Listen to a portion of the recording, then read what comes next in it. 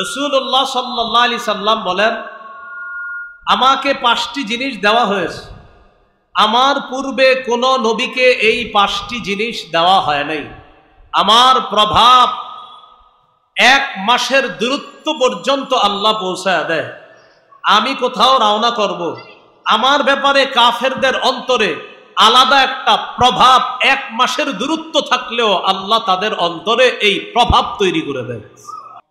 এই পৃথিবীর পুরা জমিন আমার জন্য সেজদার স্থান বানিয়ে দেওয়া হয়েছে, আমার উম্মতের জন্য সারা পৃথিবীটা সেজদার স্থান বানিয়ে দেওয়া হয়েছে। সারা পৃথিবীর পুরা জমিনটা আমার জন্য, আমার উম্মতের জন্য পবিত্র বানিয়ে দেওয়া হয়েছে। এই বাংলাটা একটু আমার সাথে বলেন, তাহলে ভালো হয়। বলেন, আমাকে সার্বজনীন সুপারিশ করার ক্ষমতা প্রদান করা হয়েছে। কি বললাম? সার্বজনীন। কারণ সুপারিশ অনেকেই করবে। কিয়ামতের ময়দানে আল্লাহর অনুমতি দেওয়ার পর অনেকেই সুপারিশ করবে, কিন্তু নবীজি সার্বজনীন সুপারিশটা প্রথম করবে। সবাই বিপদে পড়বে, আল্লাহ রসুলের সুপারিশের মাধ্যমেই এই বিপদ কেটে যাবে। এরপর আল্লাহ বিচার ব্যবস্থা শুরু করবে। নামাজের পূর্ববর্তী কিছু শর্ত আছে, এই শর্তগুলার প্রতি গুরুত্ব আরোপ করা। এগুলা হলো নামাজ কায়েম করা। নামাজ কায়েম দ্বারা আরেকটা উদ্দেশ্য হলো আল মুহাফাজাতু আলা রুকুই ওয়াস সুজুদ। রুকু সেজদাগুলা গুরুত্ব সহকারে ধীরস্থির ভাবে আদায় করা, এটাও নামাজ কায়েম করা। 3 নাম্বার, নামাজ কায়েম দ্বারা উদ্দেশ্য খুশু খুজুর সাথে নামাজ পড়া। 4 নাম্বার, নামাজ কায়েম বা নামাজ প্রতিষ্ঠিত করার দ্বারা উদ্দেশ্য হলো ঘরের প্রতিটা সদস্য নামাজি হলো কিনা এই চেষ্টা অব্যাহত রাখা। 5 নাম্বার, নামাজ কায়েম করা দ্বারা উদ্দেশ্য হলো ঘরে বাইরে সমাজে রাষ্ট্রে নামাজ প্রতিষ্ঠিত করার চেষ্টা, রাষ্ট্রপ্রধান থেকে শুরু করে সবাই এই চেষ্টা অব্যাহত রাখা। এই হলো নামাজ কায়েম করা। এই মৌলিক 5টি কথা বললাম। এবার মূল কথাগুলো একটু মন দিয়ে শুনেন। নামাজ কায়েম দ্বারা প্রথম উদ্দেশ্য বলেছিলাম নামাজের পূর্ববর্তী শর্তগুলার প্রতি গুরুত্ব আরোপ করা। নামাজের পূর্ববর্তী শর্ত কি? এগুলো আমাদের কওমি মাদ্রাসার বাচ্চারাও পারে। শরীর পাক, কাপড় পাক, নামাজের জায়গা পাক, সতর ডাকা, কেবলামুখী হওয়া, অক্তমতো নামাজ পড়া, নামাজের নিয়ত করা। ওরা সুন্দরভাবে পড়ে। নামাজের ভিতরে বাহিরে 13 ফরজ, বাহিরে 7 ফরজ। এগুলা নামাজের পূর্ববর্তী শর্ত। 1 নম্বর, শরীর পাক। শরীর পাক দ্বারা মৌলিক 2টি উদ্দেশ্য। অজু না থাকলে অজু করা, গোসল ফরজ হলে গোসল করা। সূরা মাইদার 6 নম্বর আয়াতে আল্লাহ তাআলা বলেন, ইয়া আইয়ুহাল্লাযীনা আমানু ইযা কুমতুম ইলাস সালাহ ফাগসিলু ওয়ুজুহাকুম ওয়া আইদিয়াকুম ইলাল মারাফিকি ওয়ামসাহু বিরুউসিকুম ওয়া আরজুলাকুম ইলাল কা'বাইন। হে ঈমানদারগণ, যখন তোমরা নামাজের ইচ্ছা করো তখন তোমরা তোমাদের চেহারা ধৌত করো, তোমাদের হাতগুলা ধৌত করো, মাথা মাসেহ করো, টাকনু পর্যন্ত পা ধৌত করো। হেদায়া কিতাবের মুসান্নিফ এই আয়াত দিয়ে নামাজের পূর্বে যে অজু, এই অজুর 4 ফরজ, এই 4 ফরজের ফরজিয়ত কিন্তু এটা দিয়ে সাবেত করছে। অজুর ফরজ কয়টা? 4টা। এখানে আছে 4টা। চেহারা ধৌত করা, হাত ধৌত করা, মাথা মাসেহ করা, পা ধৌত করা।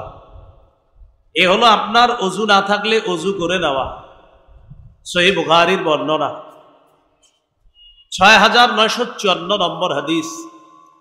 এই হাদিসের বর্ণনাকারী আবু হুরায়রা রাদিয়াল্লাহু তাআলা عن أبي هريرة رضي الله تعالى عنه أن رسول الله صلى الله عليه وسلم قال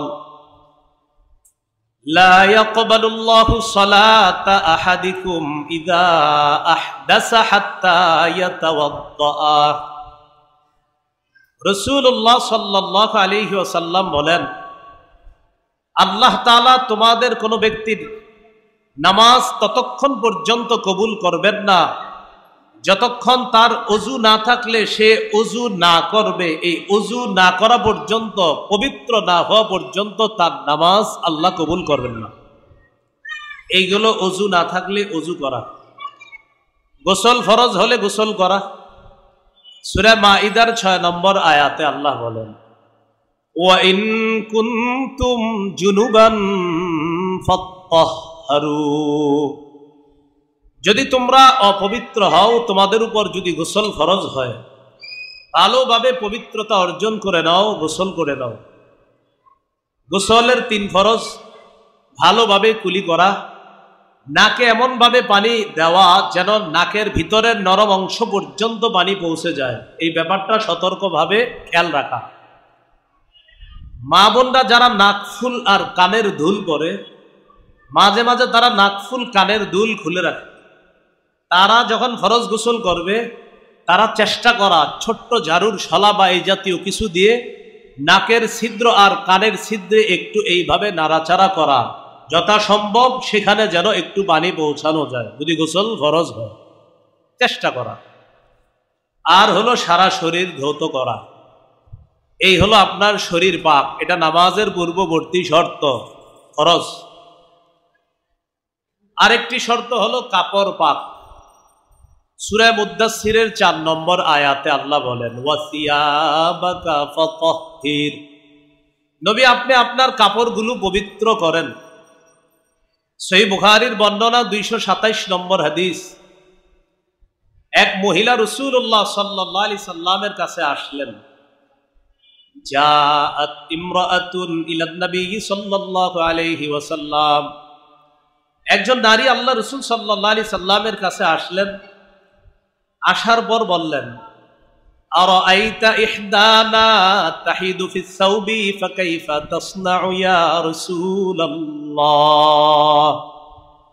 হুজুর আমাদের কোন নারী, তাদের যদি আল্লাহ প্রদত্ত মাসিক যে অসুস্থতার সম্মুখীন তারা হয়, কেউ হাসবো না, শ্রদ্ধার সাথে শুনবো, নারীরা মাসে যে আল্লাহ প্রদত্ত অসুস্থতার সম্মুখীন হয়, এই অসুস্থতার কারণে তাদের যে অপবিত্র একটা জিনিস শরীর থেকে বের হয়, এই অপবিত্র নাপাকি তাদের কাপড়ের মধ্যে লাগলে এই কাপড় তারা কিভাবে পবিত্র করবে?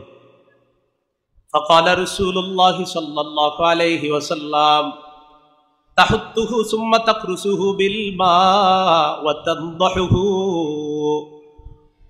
নবীজি বললেন 1 নাম্বার, ওই নাপাকি যেখানে লাগবে, নাপাকি লাগার পর যদি সেটা শক্ত হয়ে যায় তাহলে প্রথমে ঘষবে, নাপাকির জায়গাটা কি করবে?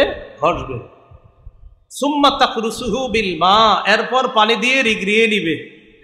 ওয়া তানদাহুহু, এরপর এটা ভালোভাবে ধৌত করবে, শুকাবে। সুম্মা তুসাল্লি ফিহি, এরপর এই কাপড় পবিত্র হবে, সেই পবিত্র কাপড়ে নামাজ পড়বে। হাদিস থেকে আমাদের মূল উদ্দেশ্য হলো কাপড় পবিত্র করা, এটা নামাজের পূর্ববর্তী শর্ত। এই পবিত্রতা অর্জন করা, কাপড় পবিত্র শরীরে এটা রাখা, এটাও নামাজ কায়েম করা, অর্থাৎ পবিত্র কাপড়ে নামাজ পড়া, এটাও নামাজ কায়েম করা। এরপর হলো নামাজের জায়গা পাক। নামাজের জায়গা পাক, এই পৃথিবীর পুরাটা জমিন আমাদের জন্য পবিত্র। সুবহানাল্লাহ। মানুষ এটাকে অপবিত্র বানায়, ওই অপবিত্র মানুষ বানানোর কারণে সেটাকে পবিত্র করতে হয়। সহিহ বুখারীর বর্ণনা 438 নম্বর হাদিস। এই হাদিসে রাসূলুল্লাহ সাল্লাল্লাহু আলাইহি ওয়াসাল্লাম বলেন, উ'তিতু খামসান লাম ইউ'তাহুন্না আহাদুম মিনাল আমবিয়াই ক্বাবলি। রাসূলুল্লাহ সাল্লাল্লাহু আলাইহি সাল্লাম বলেন, আমাকে 5টি জিনিস দেওয়া হয়েছে, আমার পূর্বে কোন নবীকে এই 5টি জিনিস দেওয়া হয় নাই। বলেন তো আমাদের নবীকে স্পেশাল কয়টি জিনিস দেওয়া হয়েছে? 5টি। 1 নম্বর, নুসিরতু বির-রু'বি মাসিরাতা শাহরিন। রাসূলুল্লাহ সাল্লাল্লাহু আলাইহি সাল্লাম বলেন, আমার প্রভাব 1 মাসের দূরত্ব পর্যন্ত আল্লাহ পৌঁছায় দেয়। আমি কোথাও রওনা করব, আমার ব্যাপারে কাফেরদের অন্তরে আলাদা একটা প্রভাব, 1 মাসের দূরত্ব থাকলেও আল্লাহ তাদের অন্তরে এই প্রভাব তৈরি করে দেয়। এই একটা। 2 নম্বর, ওয়াজুইলাত লিয়াল আরদু মাসজিদান ওয়া তাহুরা, এই পৃথিবীর পুরা জমিন আমার জন্য সেজদার স্থান বানিয়ে দেওয়া হয়েছে, আমার উম্মতের জন্য সারা পৃথিবীটা সেজদার স্থান বানিয়ে দেওয়া হয়েছে। ওয়া তাহুরা, সারা পৃথিবীর পুরা জমিনটা আমার জন্য, আমার উম্মতের জন্য পবিত্র বানিয়ে দেওয়া হয়েছে। তাহলে শরীর পাক, কাপড় পাক, নামাজের জায়গা পাক, পুরা পৃথিবীটাই পবিত্র। অপবিত্র হলে এটাকে পবিত্র করা। হাদিসটি শেষ করি। 3 নম্বর, ওয়া উহিল্লাত লিয়াল গনাইম, আমার জন্য গনিমতের মাল হালাল করা হয়েছে। অতীতের জাতি জিহাদ করলে যুদ্ধলব্ধ সম্পদ তাদের জন্য বৈধ ছিল না। রাসূলুল্লাহ সাল্লাল্লাহু আলাইহি সাল্লাম বলেন, আমার জন্য গনিমতের মাল, আমার উম্মতের জন্য জিহাদ করার পর যুদ্ধলব্ধ গনিমতের মাল আমার উম্মতের জন্য এটা বৈধ করা দেওয়া হয়েছে। এটা আমার উম্মতের জন্য আল্লাহর পক্ষ থেকে আলাদা স্পেশাল বৈশিষ্ট্য। 4 নাম্বার, ওয়া কানান নাবিয়্যু ইউবআসু ইলা কওমিহি খাসসাতান ওয়া বুইসতু ইলান নাসি কাফা, আমার পূর্বে যত নবী আছে সব নবীকে কোন এলাকার জন্য বিশেষভাবে এক এক এলাকার জন্য পাঠানো হয়েছে। এমনও হয়েছে একই সময় এক এলাকার নবী একজন, আরেক এলাকার নবী আরেকজন।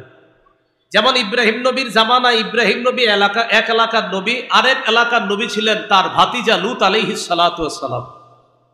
রাসূলুল্লাহ সাল্লাল্লাহু আলাইহি সাল্লাম বলেন, অবইস্তু ইলান নাসি কাফা, আমাকে গোটা জগতের সমস্ত মানুষের জন্য নবী করে পাঠানো হয়েছে। 5 নাম্বার, ওয়া উতিতু শাফাআ, এই বাংলাটা একটু আমার সাথে বলেন তাহলে ভালো হয়। বলেন, আমাকে সার্বজনীন সুপারিশ করার ক্ষমতা প্রদান করা হয়েছে। কি বললাম? সার্বজনীন। কারণ সুপারিশ অনেকেই করবে। কিয়ামতের ময়দানে আল্লাহর অনুমতি দেওয়ার পর অনেকেই সুপারিশ করবে, কিন্তু নবীজি সার্বজনীন সুপারিশটা প্রথম করবে। সবাই বিপদে পড়বে, আল্লাহ রসুলের সুপারিশের মাধ্যমেই এই বিপদ কেটে যাবে। এরপর আল্লাহ বিচার ব্যবস্থা শুরু করবে। এই 5টা বৈশিষ্ট্য রাসূল সাল্লাল্লাহু আলাইহি ওয়াসাল্লামকে দেওয়া হয়েছে। তাহলে গেল শরীর পাক, কাপড় পাক, নামাজের জায়গা পাক। সতর ঢাকা, এটাও নামাজ কায়েম করা। সতর ঢাকতে হবে নামাজের পূর্বে। সূরা আরাফের 31 নম্বর আয়াতে আল্লাহ বলেন, ইয়া বানি আদামা খুযু যিনাতাকুম ইনদা কুল্লি মসজিদ, হে আদম সন্তান, তোমরা প্রত্যেক নামাজের সময় বেশভূষা ধারণ করো, গ্রহণ করো। সুন্দর পোশাক পরিধান করে নামাজ পড়া উচিত। আপনারা যারা গেঞ্জি পরে নামাজ পড়েন, বিশেষ করে হাফ হাতা গেঞ্জি, নামাজ আপনাদের হয়ে যায়, মাসালা নামাজ হয়ে যাবে, কোনো সন্দেহ নাই। কিন্তু দেখেন, আল্লাহর সামনে দাঁড়াইলে আপনি যদি আপনার মেয়ের জামাইয়ের বাড়িতে যান, আপনি কিন্তু এইভাবে হাফ হাতা গেঞ্জি পরে যাবেন না। আপনি আপনার মেয়ের বাড়িতে বেড়াইতে গেলে এরকম একটা হাফ হাতা গেঞ্জি পরে আপনি যাবেন না। কিন্তু আল্লাহর ঘরে আপনি গেলেন, সেখানে আপনি তো আরেকটু সুন্দরভাবে যাওয়া উচিত ছিল। বাকি আমার এই বয়ান যেন বদ হজম কারো না হয়। এতদিন যারা হাফাতা পরে আসতেন, আপনি আইসেন, এই বয়ানের কারণে আবার নামাজ ছেড়ে দিয়ে আইসেন, হাফ হাতা পরেই বইলেন, এমন যেন না হয় যে না আমরা যাবো না, এমন না, আপনি আইসেন। বলছিলাম বেশভূষা ধারণ করা, এইগুলো আপনার সতর ঢাকা। নামাজের পূর্ববর্তী আরেকটা শর্ত কেবলামুখী হওয়া। সূরা বাকারার 149 নম্বর আয়াতে আল্লাহ তাআলা বলেন, ফাওয়াল্লি ওয়াজহাকা শাতরাল মসজিদিল হারাম, আপনি আপনার চেহারাটা মসজিদে হারামের দিকে ফিরান। নবীজি বাইতুল মুকাদ্দাসের দিকে ফিরে 17-18 মাস নামাজ পড়লেন। নবীর মনে মনে চায় যে কেবলার কাবার দিকে যেন হয়ে যায়। নামাজ পড়তেছে বাইতুল মুকাদ্দাসের দিকে ফিরে, তো মনের চাওয়া হলো, আহারে কাবা ঘরটা যদি কেবলা হতো। এটা নবীর মনের চাওয়া। বারবার আসমানের দিকে তাকায়, মুখ দিয়ে বলে না, কিন্তু মনের চাওয়া হলো, আল্লাহ যদি কেবলাটা কাবার দিকে করতেন, আল্লাহ তাআলা বলেন কদ নারা তাকাল্লুবা ওয়াজহিকা ফিস সামা, আমি বারবার যে মাথা উপরে আর নিচে নামান, আমি আল্লাহ কিন্তু জানি বিষয়টা, আমি দেখি। কেন করেন এটা? আপনি কেন করেন? আমি দেখি। ফালানুওয়াল্লিয়ান্নাকা কিবলাতান তারদাহা, আমি আল্লাহ ওয়াদা করছি আপনার মনে যেই কাবাকে কেবলা চাইতেছেন, অচিরেই আমি আপনাকে সেদিকে আবার কেবলা বানিয়ে নামাজ পড়ার ব্যবস্থা করতেছি। নামাজ চলাকালীন 2 রাকাত হয়ে গেছে, আরো 2 রাকাত বাকি। ওই মুহূর্তে বিধান এসে গেছে, জিবরিল আমিন আইসা বললেন বাস এখনই ফিরে যান। ওই মুহূর্তে আল্লাহ তাআলা আবার কাবার দিকে কেবলাকে করে দিয়েছে। এই হলো আপনার কেবলামুখী হওয়া। আরেকটা শর্ত হলো ওয়াক্ত মতো নামাজ পড়া। সূরা নিসার 103 নম্বর আয়াতে আল্লাহ তাআলা বলেন ইন্নাস সালাতা কানাত আলাল মুমিনিনা কিতাবাম মাওকুতা, নিশ্চয়ই আল্লাহ তাআলা মুমিনদের উপর সময় মতো নামাজ ফরজ করে দিয়েছেন। তো যাই হোক, এখানে অনুবাদ হলো নিশ্চয়ই নামাজ মুমিনদের উপর সময় মতো ফরজ। নিশ্চয়ই নামাজ মুমিনদের উপর সময় মতো ফরজ। সহিহ বুখারীর বর্ণনা 527 নম্বর হাদিস। হাদিসের বর্ণনাকারী আব্দুল্লাহ ইবনে মাসউদ রাদিয়াল্লাহু তাআলা তিনি বলেন সাআলতু রাসূলুল্লাহ সাল্লাল্লাহু আলাইহি ওয়াসাল্লাম আইয়ুল আমালি আহাব্বু ইলাল্লাহ, ইয়া রাসূলুল্লাহ আল্লাহর কাছে সবচেয়ে পছন্দের আমল কোনটি? নবীজি বললেন আস-সালাতু আলা ওয়াক্তিহা, সময় মতো নামাজ পড়া এটা হলো আল্লাহর কাছে সবচেয়ে পছন্দের আমল। ক্বালা সুম্মা আইয়ুন ইয়া রাসূলুল্লাহ, হুজুর এরপর আল্লাহর কাছে সবচেয়ে পছন্দের আমল কোনটি? নবীজি বললেন বিররুল ওয়ালিদাইন, পিতা মাতার আনুগত্য করা, তাদের সেবা শুশ্রূষা করা, তাদের আনুগত্য করা। ক্বালা সুম্মা আইয়ুন ইয়া রাসূলুল্লাহ, হুজুর এরপর আল্লাহর কাছে সবচেয়ে পছন্দের আমল কোনটি? রাসূলুল্লাহ সাল্লাল্লাহু আলাইহি সাল্লাম জবাব দিলেন আল জিহাদু ফি সাবিলিল্লাহ, আল্লাহর রাস্তায় জিহাদ করা। আল্লাহর রাস্তায় কি করা? জিহাদ করা। তাহলে বলেন তো এই তিনটার মধ্যে সবচেয়ে পছন্দের আমল কোনটি? বলেন সময় মতো নামাজ পড়া। আল্লাহর কাছে সবচেয়ে পছন্দের আমল কোনটি বলেন তো? সময় মতো নামাজ পড়া। সময় মতো নামাজ আমরা অবশ্যই পড়ব। একটি হাদিস শোনায় আপনাদেরকে, তারপর আপনারা সিদ্ধান্ত নিয়েন। এতদিন যারা 3 ওয়াক্ত পড়তেন আজকে থেকে বাকি আরো 2 ওয়াক্ত পড়বেন কিনা। এতদিন যারা 4 ওয়াক্ত পড়তেন, ফজর পড়তেন না, সিদ্ধান্ত নিবেন এখন থেকে ফজরও পড়বেন কিনা। অথবা এতদিন যারা সাপ্তাহিক মুসল্লি ছিলেন এখন থেকে একটু নিয়ত করেন না সপ্তাহের পাশাপাশি দৈনিক কিছু নামাজ পড়াও দরকার কিনা, তো সিদ্ধান্ত নেন। সহিহ বুখারীর বর্ণনা 687 নম্বর হাদিস। এই হাদিসের মধ্যে আছে عن عائشة الصديقة رضي الله تعالى عنها قالت سقل النبي صلى الله عليه وسلم, রাসূলুল্লাহ সাল্লাল্লাহু আলাইহি সাল্লাম প্রচন্ড অসুস্থ হয়ে গেলেন। এতটাই অসুস্থ হয়ে গেলেন সাহাবায়ে কেরাম মসজিদে এশার নামাজের অপেক্ষায় আছে। বলেন কোন নামাজ? ইমামকে মুহাম্মদ সাল্লাল্লাহু আলাইহি সাল্লাম, তারা সবাই নবীজির অপেক্ষায় আছে, কিন্তু নবীজি বাহিরে আসতেছে না। এশার ইমামতি করার জন্য নবী বাহিরে আসতেছে না। নবীজি ঘরের সদস্যদেরকে জিজ্ঞাসা করলেন আসাল্লান নাস, আচ্ছা সাহাবীরা কি নামাজ পড়ছে? সদস্যরা জবাব দিলেন লা ইয়া রাসূলুল্লাহ হুম ইয়ানতাজিরুনা লাক, হুজুর তারা নামাজ পড়ে নাই, তারা আপনার অপেক্ষায় আছে। নবীজি সাল্লাল্লাহু আলাইহি সাল্লাম বললেন তাহলে এক কাজ করো, দুউলি মাআন ফিল মিফদাব, আমার জন্য পানির ব্যবস্থা করো, আমি গোসল করব। আম্মাজান বলেন ফাফআলনা ফাগতাসালা, আমরা পানির ব্যবস্থা করলাম, নবীকে পানি দিলাম, তিনি গোসল করলেন। গোসল করার পর খুব মন দিয়ে শুনেন, যাহাবা লিয়ানুআ, যাহাবা লিয়ানুআ, নবীজি সাল্লাল্লাহু আলাইহি ওয়াসাল্লাম মসজিদে যাওয়ার জন্য রওনা করলেন। একদম কাছে, কিন্তু এই যে আপনার পর্দা সরাইলেই মসজিদ, পর্দা সরাইলেই মসজিদ, বাস বাসার যেই দরজাটা এই পর্দাটা সরাবে এটাই মসজিদ। নবীজি মসজিদে যাওয়া, এটা নষ্ট কিন্তু করা যাবে না, ভিতরে ঢালেন, রাসূলুল্লাহ সাল্লাল্লাহু আলাইহি ওয়াসাল্লাম মসজিদে যাওয়ার জন্য রওনা করলেন। ফাউগমিয়া আলাইহি, সাথে সাথে বেহুশ হয়ে গেলেন, সাথে সাথে বেহুশ হয়ে গেলেন। সুম্মা আফাকা, একটু পরে নবীজির হুঁশ ফিরে আসছে।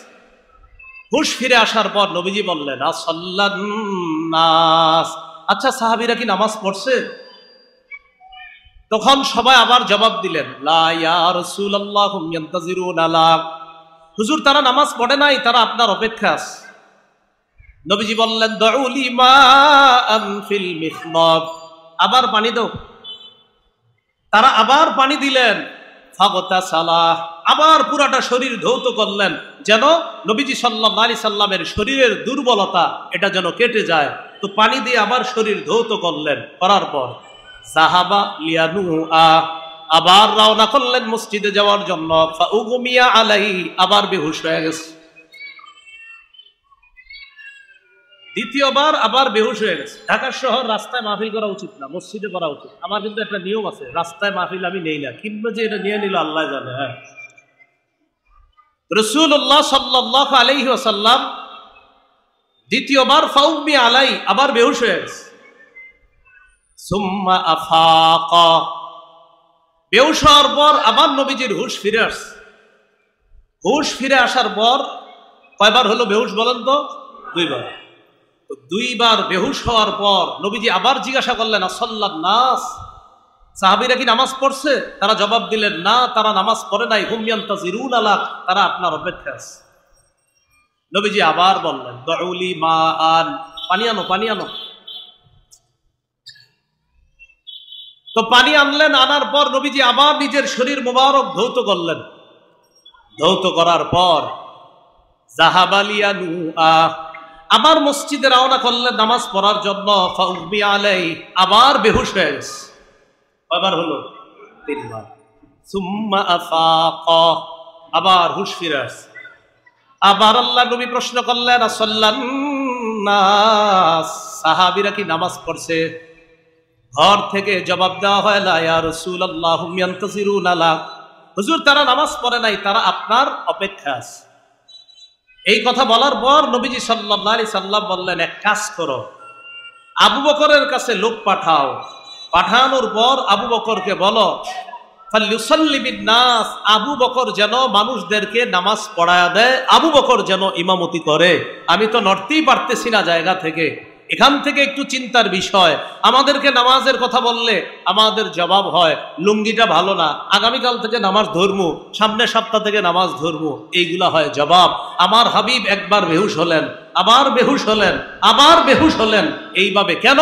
তার অপেক্ষা শুধু যে তিনি নামাজে যাবে, এই কারণে বারবার বেহুশ হয়ে যাচ্ছে। যেতে না পেরে সর্বশেষ বললেন, আবু বকরকে বলো নামাজ পড়ায় দিতে। আবু বকর সিদ্দিক রাদিয়াল্লাহু তাআলা আনহু নামাজ পড়াইছে কয়েকদিন। একদিন যোহরের আগে নবীজি সাল্লাল্লাহু আলাইহি সাল্লাম ওয়াজাদা বিন নাফসিহি খিফা, নিজের শরীরটা একটু হালকা অনুভব করলেন। নামাজের মধ্যে দাঁড়াইছে, ইতিমধ্যে নবীজি বললেন, আমি একটু মসজিদে যাব।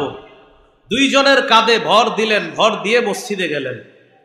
আবু বকর সিদ্দিক যখন দেখলেন নবী মসজিদে আসছে, তিনি পিছনে আসতে উদ্যত হলেন। নবীজি ইশারায় বললেন, না, তুমি সেখানেই থাকো। নবীজি ওই দুইজনকে বললেন, আজলাসানি ইলা জামবিহি, আমাকে তোমরা বসায়া দাও আবু বকরের পাশে। ফাজলাসাহু, নবীজিকে বসায়া দিছে আবু বকর সিদ্দিক রাদিয়াল্লাহু তাআলা আনহুর পাশে। এখান থেকে আমি বুঝাইতে চাইলাম, নামাজের কি পরিমাণ গুরুত্ব থাকলে আল্লাহ রাসূল সাল্লাল্লাহু আলাইহি সাল্লাম বারবার নিজেরে তৈরি করতেছিল নামাজে যাবে, এরপরেও নামাজে যেতে পারছিলেন না, বারবার বেহুশ হয়ে যাইতেছে। আল্লাহ আমাদেরকে নামাজের প্রতি যথেষ্ট গুরুত্ব যেন দিতে পারি, তৌফিক দান করেন। এজন্য সময় মতো নামাজ পড়বো, যেখানে থাকি, বলেন ইনশাআল্লাহ। নাসাইর বর্ণনা 3939 নম্বর হাদিস। এই হাদিসের মধ্যে আছে, قال رسول الله صلى الله عليه وسلم حبب إلي من الدنيا النساء والطيب وجعل قرة عيني في الصلاة। রাসূলুল্লাহ সাল্লাল্লাহু আলাইহি সাল্লাম বলেন, আমার কাছে তিনটি জিনিস প্রিয় করে দেওয়া হয়েছে। কয়টি জিনিস? তিনটি। এক নাম্বার আন-নিসা, মা জাতি আমার কাছে প্রিয় করে দেওয়া হয়েছে। দুই নাম্বার অত্তিব, আতর আমার কাছে প্রিয় করে দেওয়া হয়েছে। তিন নাম্বার ওয়াজুইলা কুররাতু আইনি ফিস সালাহ, নামাজের মাধ্যমে আমার চোখের শীতলতা, নামাজের মাধ্যমে আমার চোখ শীতল হয়ে যায়, এই নামাজকে আমার চোখের শীতলতার কারণ বানিয়ে দেওয়া হয়েছে। এই জন্য প্রিয় ভাইরা, 5 ওয়াক্ত নামাজ সময় মতো আমরা আদায় করার চেষ্টা করব, সকলে বলি ইনশাআল্লাহ। রাসূলুল্লাহ সাল্লাল্লাহু আলাইহি ওয়াসাল্লাম নামাজে কি পরিমাণ দাঁড়িয়ে থাকতেন? নবীর একজন সাহাবী বলেন, সহিহ বুখারীর 1135 নম্বর হাদিস, এই হাদিসের মধ্যে আছে, সাহাবী বলেন, একদিন আমি নবীর সাথে রাতের বেলা নামাজ পড়ার জন্য নবীর কাছে গেলাম, মানে তাহাজ্জুদ নামাজ। আমি নবীজির সাথে রাতে দাঁড়াইলাম তাহাজ্জুদ পড়ার জন্য। বুখারীতে পাবেন বর্ণনাটা 1135 নম্বর হাদিস। মোট হাদিস সংখ্যা হবে 7563টা ফাতুল বারী অনুযায়ী। তো সাহাবী বলেন, আমি নবীর সাথে নফল নামাজে দাঁড়াইলাম। তো বলেন, জানো আমি কি নিয়ত করছি? লাকাদ হামামতু আমরা সাউইন, আমি একটা অন্য নিয়ত করে ফেললাম নামাজের মধ্যে। কি নিয়ত? হ্যাঁ, একটা নিয়ত করছি, যে নিয়তটা তত ভালো না, অন্য একটা নিয়ত করছি। তো সবাই ধরছে, বলেন না কি নিয়ত? তো তিনি জবাব দিলেন, আমি নিয়ত করেছি যে আমি নামাজ ছেড়ে দিব, নামাজ ছেড়ে দিয়ে আমি বসে যাব। তো বললেন, কেন? এত লম্বা সময় নবীজি নামাজে দাঁড়ায় রয়েছে, পরে আমি নিয়ত করে ফেলছি আমার দ্বারা আর সম্ভব না, আমি নামাজ ছেড়ে দেই, আমি বসে যাই। আল্লাহর পরে যিনি শ্রেষ্ঠ, আগে পরে যার কোনো গুনাহ নাই, তিনি এই পরিমাণ সময় সালাতের মধ্যে কাটায় দেন। আল্লাহ আমাদেরকে কথাগুলা বুঝার তৌফিক দান করেন। আবু হুরায়রা রাদিয়াল্লাহু তাআলা আনহুর বর্ণনা, তিনি বলেন, আমার রাসূলুল্লাহ সাল্লাল্লাহু আলাইহি ওয়াসাল্লাম হাত্তা তাওয়াররামাত কদামা, নবীজি নামাজের মধ্যে দাঁড়াইতেন, তার পা মুবারক ফুলে যেত। নবীজিকে বলা হলো, কদ গফারাল্লাহু লাকা মা তাকদ্দামা মিন যামবিকা ওয়া মা তাআখার, ইয়া রাসূলুল্লাহ, আপনার আগে পরে কোনো গুনাহ নাই, এরপরেও আপনি এত লম্বা সময় নামাজে কেন দাঁড়িয়ে থাকেন? আপনার পা পর্যন্ত ভুলে যায়। নবী জবাব দিলেন, আফালা আকুনু আবদান শাকুরা, আমি কি আল্লাহর শুকরগুজার বান্দা হব না? আমি আল্লাহর বেশি শুকরিয়া আদায় করার জন্য আমি নামাজের মধ্যে দাঁড়াই, আর এই নামাজ দিয়ে আমার চোখের শীতলতার কারণ হয়, তাই নামাজে আমার পা ফুলে যায়। কেন? আমি আল্লাহর বেশি শুকরিয়া আদায় করার জন্য আমি লম্বা সময় নামাজে কাটাই দিয়েছি। মনে আসেনি নামাজের পূর্ববর্তী শর্ত 6 নম্বর, ওয়াক্ত মতো নামাজ পড়া। নামাজ ওয়াক্ত মতো পড়বো তো ইনশাল্লাহ আমরা। 7 নম্বর শর্ত হলো নামাজের নিয়ত করা। সহিহ বুখারীর বর্ণনা 1 নম্বর হাদিস, ওমর ইবনুল খাত্তাব রাদিয়াল্লাহু তাআলা আনহু থেকে বর্ণনা, তিনি বলেন, রাসূলুল্লাহ সাল্লাল্লাহু আলাইহি সাল্লাম বলেছেন, ইন্নামাল আ'মালু বিন্নিয়াত, আমলের প্রতিদান নির্ভর করে নিয়তের সাথে। আমলের প্রতিদান নির্ভর করে নিয়তের সাথে। মনে আছে নামাজ কায়েম করা দ্বারা কয়টা উদ্দেশ্য? কয়টা? 5টা। বুঝলে গেছেন কয়টা? 1 নাম্বার, নামাজের পূর্ববর্তী শর্তগুলা গুরুত্ব দেওয়া, এই হলো প্রথম আলোচনা গেল। 2 নম্বর কি ছিল নামাজ কায়েম দ্বারা উদ্দেশ্য? আল মুহাফাজাতু আলা রুকুই ওয়াস সুজুদ, রুকু সেজদাগুলা গুরুত্ব সহকারে আদায় করা, ধীরস্থির ভাবে রুকু করা, ধীরস্থির ভাবে সেজদা করা। সহিহ বুখারীর বর্ণনা 757 নম্বর হাদিস। এই হাদিসের বর্ণনাকারী আবু হুরায়রা রাদিয়াল্লাহু তাআলা, তিনি বলেন, দাখালা রাসূলুল্লাহ সাল্লাল্লাহু আলাইহি ওয়াসাল্লাম আল মাসজিদা, রাসূলুল্লাহ সাল্লাল্লাহু আলাইহি ওয়াসাল্লাম মসজিদে আসলেন। ওয়া দাখালা রাজুলুন, এক ব্যক্তি মসজিদে ঢুকলেন। ঢুকার পর ফাসাল্লা, তিনি নামাজ পড়লেন। আমি আবার বলছি, নবীজি মসজিদে প্রবেশ করলেন, প্রবেশ করে এক জায়গায় বসে আছে, আরেক ব্যক্তি মসজিদে ঢুকে নামাজ পড়লেন, তার নামাজটা আল্লাহ নবী দেখলেন। ভাই সবার বুঝে আসছে কথাটা? তো তিনি নামাজ পড়ার পর সাল্লামা আলা রাসূলিল্লাহি সাল্লাল্লাহু আলাইহি ওয়াসাল্লাম, তিনি আল্লাহ নবীকে একটা সালাম দিলেন, আসসালামু আলাইকুম। ফারাদ্দা আলাইহি, আল্লাহ নবী সালামের জবাব নিলেন। সালামের জবাব নেওয়ার পর আল্লাহ নবী বললেন, ইরজি ফাসাল্লি ফাইন্নাকা লাম তুসাল্লি, যাও নামাজ পড়ো, তুমি নামাজ পড়ো নাই। ওই ব্যক্তিকে বললেন, যাও নামাজ পড়ো, তুমি নামাজ পড়ো নাই। নবীজি বললেন, যাও তুমি নামাজ পড়ো, তুমি নামাজ পড়ো নাই। ফারাজা ইউসাল্লি কামা সাল্লা, তিনি আবার ফিরে গেলেন, আবার আগের মতোই নামাজ পড়লেন। নামাজ পড়ার পর নবীজির কাছে আয়েশা সালাম দিলেন। সালাম দেওয়ার পর আল্লাহ নবী সালামের জবাব দেওয়ার পর বললেন, ইরজি ফাসাল্লি ফাইন্নাকা লাম তুসাল্লি, তুমি পুনরায় যাও, আবার নামাজ পড়ো, তুমি নামাজ পড়ো নাই। কয়বার হলো? দুইবার। ফারাজা ইউসাল্লি কামা সাল্লা, তিনি আবার ফিরে গেলেন, আবার নামাজ পড়লেন, আবার নবীকে সালাম দিলেন। নবী সালামের জবাব দিয়ে বললেন, ইরজি ফাসাল্লি ফাইন্নাকা লাম তুসাল্লি সালাসা, তিনবার বললেন, যাও নামাজ পড়ো, কেননা তুমি নামাজ পড়ো নাই। আসলে বলেন তো আমাদের মতে তিনি কয়বার নামাজ পড়ছে? তিনবার। কিন্তু নবী বারবার বলেন, তুমি কি পড়ো নাই নামাজ? কেন? এই ব্যক্তি কি বলে দেখেন, ওয়াল্লাযী বাআসাকা বিল হাক্কি মা উহসিনু গায়রা ফাআল্লিমনি ইয়া রাসূলুল্লাহ, ওই আল্লাহর কসম যিনি আপনাকে সত্য সহ প্রেরণ করেছেন, হুজুর আমি এর চাইতে ভালো নামাজ আর পারি না, আপনি আমারে শিখাইয়া দেন। আমি বারবার যদি পাঠান আমি এইভাবেই নামাজ পড়বো, আপনি আমারে শিখাইয়া দেন। রাসূলুল্লাহ সাল্লাল্লাহু আলাইহি সাল্লাম বললেন, ইদা কুমতা ইলা সালাহ ফাকাব্বির, যখন তুমি সালাতে দাঁড়াবে তাকবীর বলে তুমি নিয়ত বাঁধবা, তুমি আল্লাহু আকবার বলে হাত বাঁধবা, বাঁধার পর সানা পড়বা, ওই যে যেগুলো পড়ি আমরা, সূরা ফাতিহা পড়বা, এরপর সুম্মা ক্রা মা তায়াসসারা মাআকা মিনাল কুরআন, কোরআনের যেখান থেকে সহজ সেখান থেকে তুমি পড়বা, পড়ার পর সুম্মারকা, রুকু করবা। কি করবা? রুকু।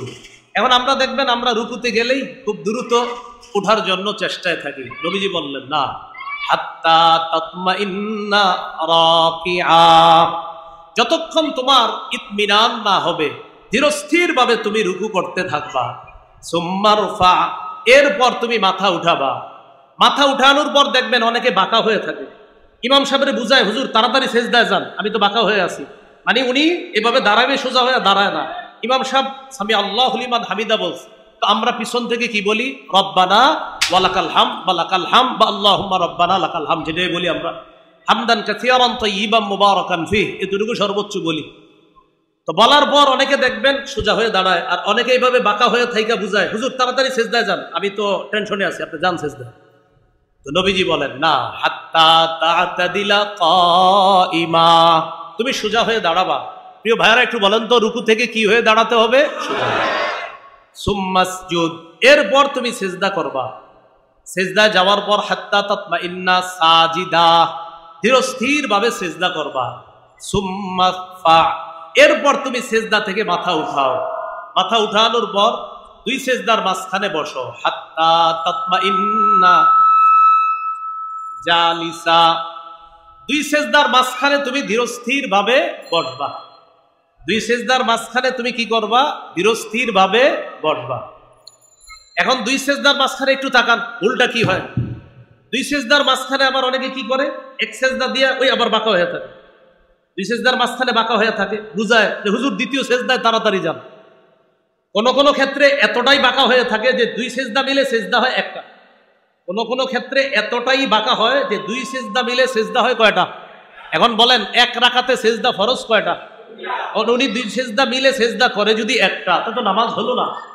এই জন্য অনেকে এতটাই বাঁকা থাকে যে দুই সেজদা মিলে সেজদা হয়ে যায় একটা। এটা করা যাবে না। দুই সেজদার মাঝখানে সোজা হয়ে বসা। বসার পর যদি পারেন পড়েন আমার সাথে, আল্লাহুম্মা গফিরলি, আল্লাহুম্মা গফিরলি। এতটুকু পারবেন তো? যদি পারেন আরেকটু বাড়াইতে পারেন, বলেন ওয়ারহামনি, আল্লাহুম্মা গফিরলি ওয়ারহামনি। একটু সহজ আছে কিন্তু একটু আপনি পড়েন, আরো আছে। ওয়ারহামনি ওয়াজবুরনি ওয়ারফানি ওয়াহদিনি ওয়াআফিনি ওয়ারযুকনি, এতগুলো দরকার নেই। আপনি শুধু আল্লাহুম্মা গফিরলি পড়েন, আর যদি আরেকটু পারেন ওয়ারহামনি পড়েন। এই দুইটা জামে মানে কথা, অনেক কিছু এসে যায় এটার মধ্যে।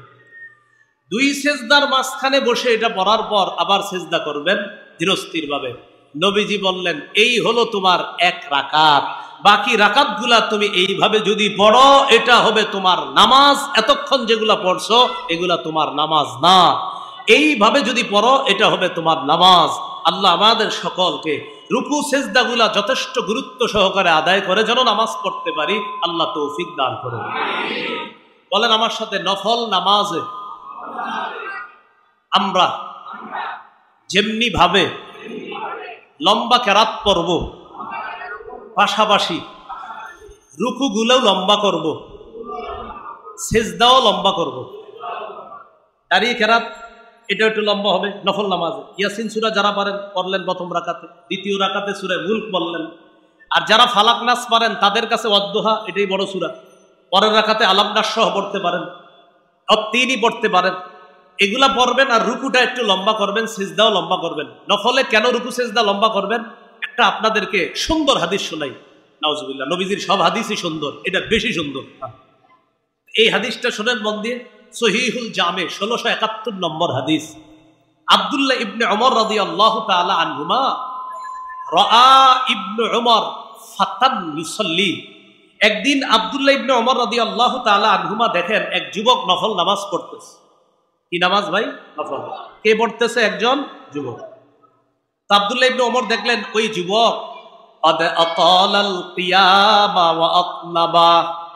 ওই যুবক লম্বা সময় নামাজে দাঁড়িয়ে থাকে, নফল নামাজে লম্বা দাঁড়িয়ে থাকে। সেই তুলনায় রুকু সেজদা লম্বা করে না, রুকু সেজদা সংক্ষেপ করে। নামাজ তো হয়ে যাবে, নফল নামাজে দাঁড়ায় লম্বা সময়, কেরাত পরে লম্বা, কিন্তু রুকু সেজদা শর্ট করে, তো নামাজ তো হয়ে যাবে, সমস্যা নাই। তো আব্দুল্লাহ ইবনে ওমর বললেন, আচ্ছা আইয়ুকুম ইয়ারিফু হাজা, তোমাদের মাঝে এই ছেলেটাকে কেউ চিনো? একজন বললেন, আনা আরিফুহু, আমি তাকে চিনি। আব্দুল্লাহ ইবনে ওমর রাদিয়াল্লাহু তাআলা আনহুমা বললেন, লাউ আরাফতুহু, আমি যদি তাকে চিনতাম জানতাম, আমারতুহু আইয়ুকসিরার রুকুআ ওয়াস সুজুদা, আমি তাকে বলতাম যে যুবক তুমি যেমনি ভাবে লম্বা সময় নামাজে দাঁড়িয়ে থাকো নফল নামাজে, এইভাবে তুমি রুকুতেও লম্বা সময় রুকু করবা, সেজদায়ও লম্বা সময় সেজদা করবা। আমি তাকে জানলে, তাকে চিনলে এই কথাগুলা বলতাম। এখন আপনাদের মাথায় আসতে পারে কেন রুকু সেজদা লম্বা করতে হবে? এবার শোনেন। আব্দুল্লাহ ইবনে ওমর বলেন, ফাইন্নী সামি'তু রাসূলুল্লাহি সাল্লাল্লাহু আলাইহি ওয়াসাল্লাম ইয়াকুল, আমি আল্লাহর নবীকে বলতে শুনলাম, ইন্নাল আবদা ইযা কামা ইলাস সালাহ উতিয়া বিযুনুবিহি কুল্লিহা ফাউদিআত আলা আতিকাইহি, কোন বান্দা যখন নামাজের মধ্যে দাঁড়ায়, বলেন কোন বান্দা যখন কিসে দাঁড়ায়, বলেন তার সব গুনাহগুলা স্তূপ আকারে তার দুই কাঁধের মধ্যে রেখে দেওয়া হয়। আবার বলেন কোন বান্দা যখন নামাজে দাঁড়ায় তার সব গুনাহগুলা স্তূপ আকারে তার দুই কাঁধের মধ্যে রেখে দেওয়া হয়। এতটুকু বুঝছেন সবাই? ফাকুল্লামা রাকাআ আও সাজাদা তাসাকাতাত আন, বান্দা যখন রুকু করে সেজদা করে গুনাহের স্তূপ থেকে তার গুনাহ আস্তে আস্তে ঝরে পড়তে থাকে। এজন্য রুকু যত লম্বা হবে, সেজদা যত লম্বা হবে, তার গুনাহ ঝরার মাত্রাটাও তত বেশি হবে। কি কথা বুঝে আসছে সবার? বান্দা যখন নামাজে দাঁড়ায় তার গুনাহগুলা স্তূপ করে তার দুই কাঁধে রেখে দেওয়া হয়।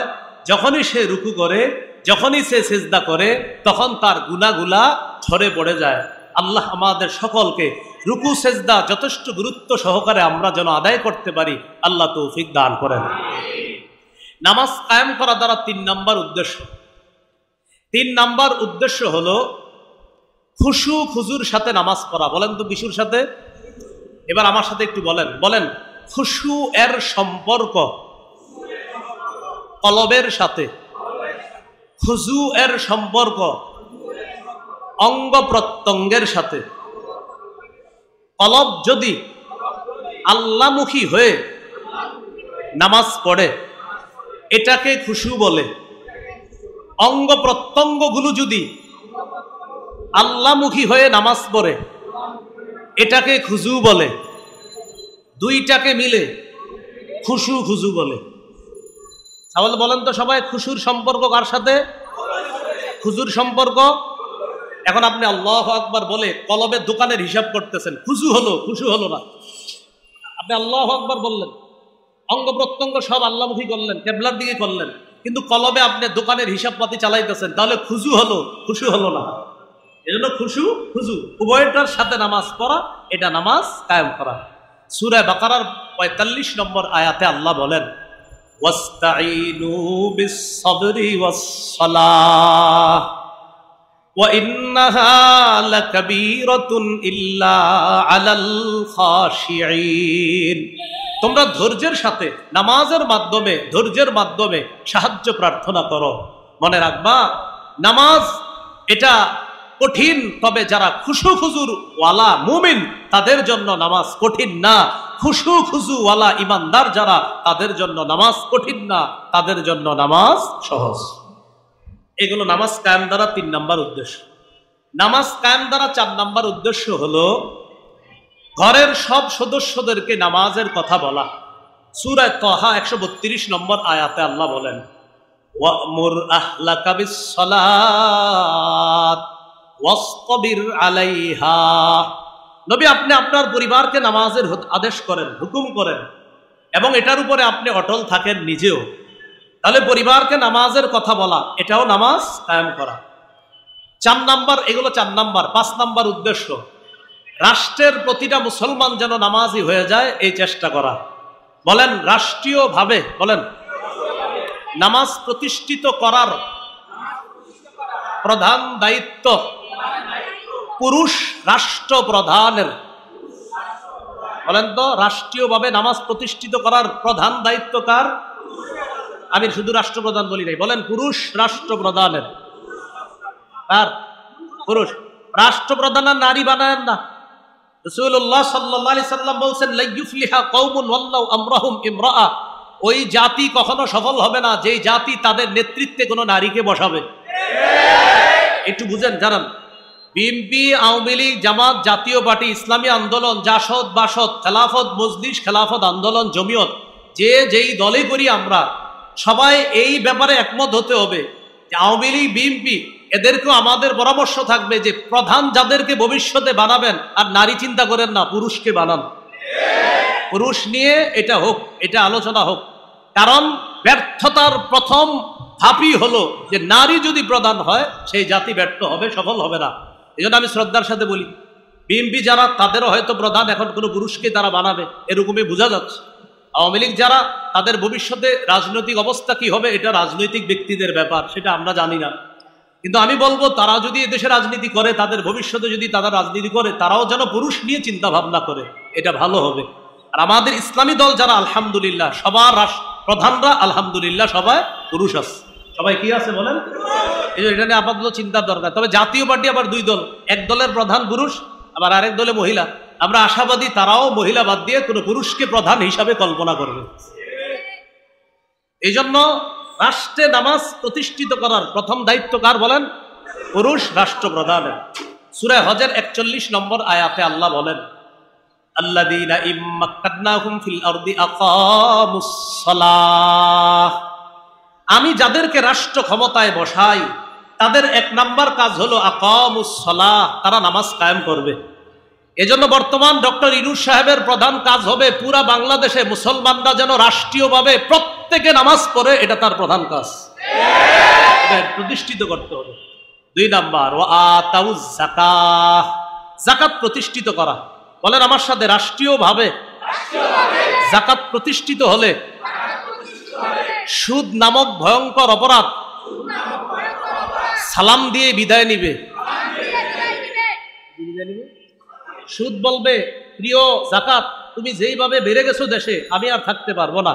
এজন্য যাকাত প্রতিষ্ঠিত হয়ে গেলে সুদ অটোমেটিক বিদায় নিবে।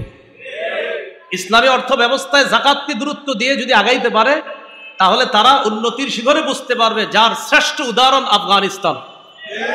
এজন্য সুদ এটা মাথায় রাখাই যাবে না। এটা হলো রাষ্ট্রপ্রধানের 2 নাম্বার কাজ, যাকাত রাষ্ট্রীয়ভাবে প্রতিষ্ঠিত করা। 3 নাম্বার, আমারু বিল মারুফ, সৎ কাজের আদেশ করা। 4 নাম্বার, অসৎ কাজের নিষেধ করা। তো এর মধ্যে একটা হলো রাষ্ট্রীয়ভাবে নামাজ প্রতিষ্ঠিত করা। এই হলো নামাজ কায়েম করা। যাই হোক, গেল আল্লাযীনা ইউকিমুনাস সালাহ, যারা নামাজ কায়েম করবে। এরপরে আছে ওয়া ইউতুনাজ যাকাত, যারা যাকাত আদায় করবে, এই ব্যাপারেও বললাম। ওয়া হুম বিল আখিরাতি হুম ইউকিনুন, যারা আখিরাতে বিশ্বাস করবে। আল্লাহ বলেন তারাই রবের হেদায়েতের উপর আছে, তারাই সফল কাম। পরের আয়াত যেটা আমি তেলাওয়াত করেছিলাম, ওয়া মিনান নাসি মাইয়াশতারি লাহওয়াল হাদিসি লিউদিল্লা আন সাবিলিল্লাহ। এটা মন দিয়ে শুনি। কিছু মানুষ আছে যারা অনর্থক গল্প গান ক্রয় করে নিয়ে আসে অজ্ঞাত বশত, না জেনে মানুষকে আল্লাহর থেকে দূরে সরানোর জন্য। কাফেররাও চুপে চুপে লুকিয়ে লুকিয়ে কোরআন শুনতো, সুবহানাল্লাহ। বেঈমানরা চিন্তা করলো কাফের যারা কোরআন শোনে তাদেরকে কোরআন বিমুখ কিভাবে করা যায়। নজর ইবনে হারেস নামে একজন, সে কি করলো, ইরান থেকে কিছু মিথ্যা গল্পের বই ক্রয় করে নিয়ে আসলো। আবার একজন গায়িকাকে ক্রয় করে নিয়ে আসলো। কোন দেশ থেকে? ইরাক। একজন গায়িকা দাসী নিয়ে আসলো। উদ্দেশ্য কি? কোরআন পড়বে যারা তাদের বিরুদ্ধে সে গান দাঁড় করাবে আর তাদের বিরুদ্ধে মিথ্যা গল্প দাঁড় করাবে, যেন কাফেররা কোরআন না শুই না এই মিথ্যা গল্প শোনে আর মিথ্যা গান শোনে।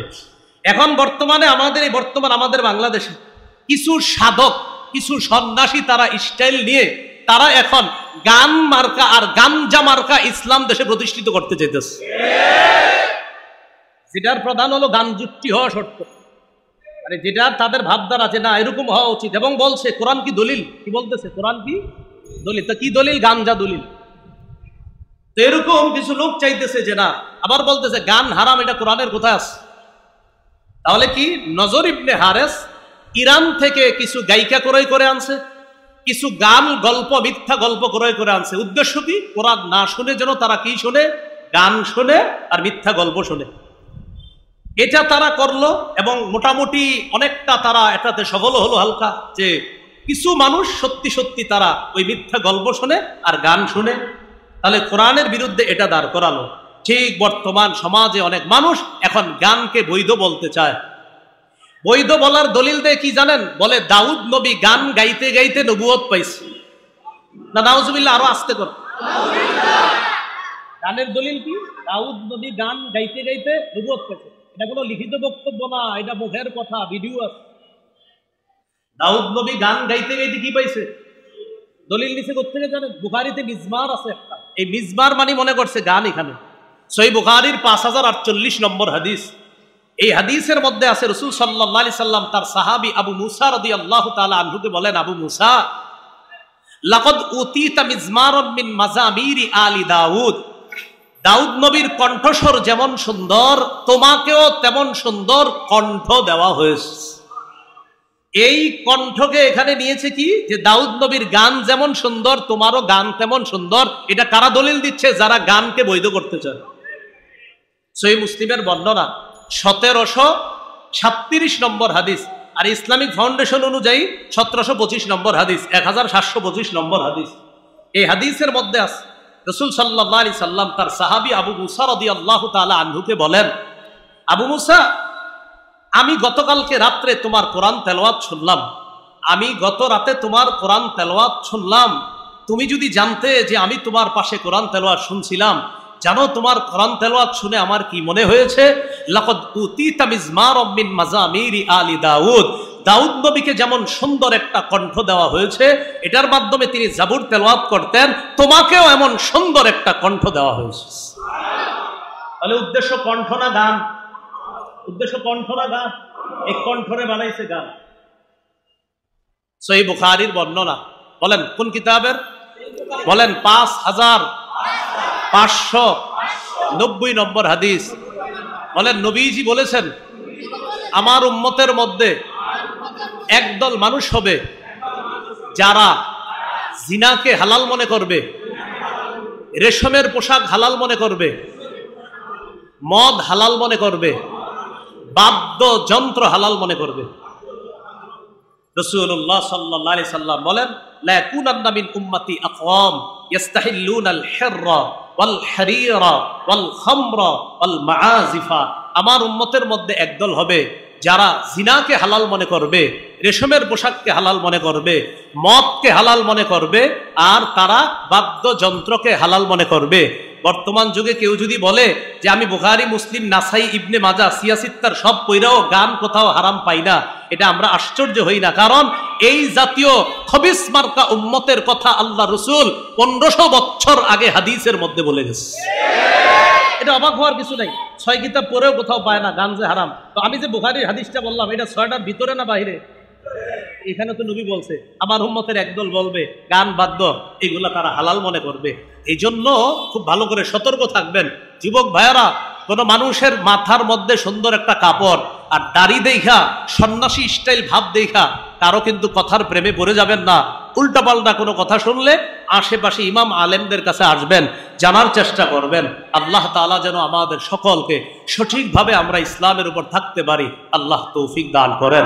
সুবহানাল্লাহি ওয়া বিহামদিহি, সুবহানাকাল্লাহুম্মা ওয়া বিহামদিক, আশহাদু আল্লা ইলাহা ইল্লা আনতা, আস্তাগফিরুকা ওয়া আতুবু ইলাইক।